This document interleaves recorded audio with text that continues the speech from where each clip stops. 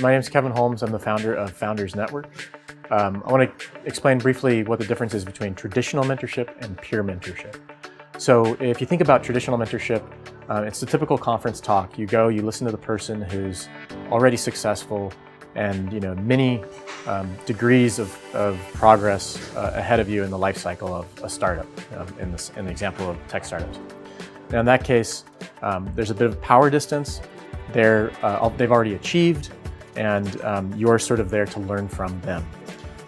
The dynamic that creates is one where you're sort of putting your best face forward and you're trying to impress them, and it's a little bit inauthentic because you can't really let your guard down and share with them the real struggles that you're going through.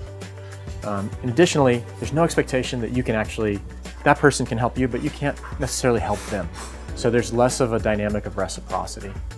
And then finally, the other big difference with traditional mentorship and peer mentorship is that it's more inspirational. So if you can imagine going to the conference and listening to pick your favorite entrepreneur speaking, Mark Zuckerberg, Bill Gates, Steve Jobs if he were still alive. That would be very motivational. It'd be super exciting, and I'd love listening to those guys talk. But the fact is, they did their startups long ago.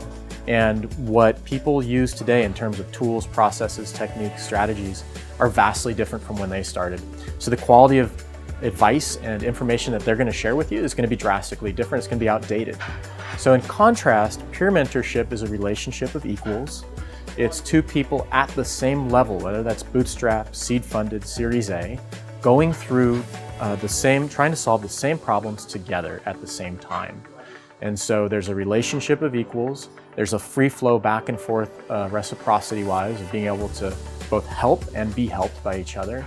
And the nature of the advice that you can share with each other is very tactical. You can talk about the tools you're using, the sales strategies, the product market fit strategy, customer development, recruiting strategies, growth strategies. You can talk about all those things, and it's going to be timely and it's going to be relevant. The other thing is that because it's a relationship of equals, you can be more authentic. You're not worried really about impressing that person as you might if you got to sit down with Bill Gates.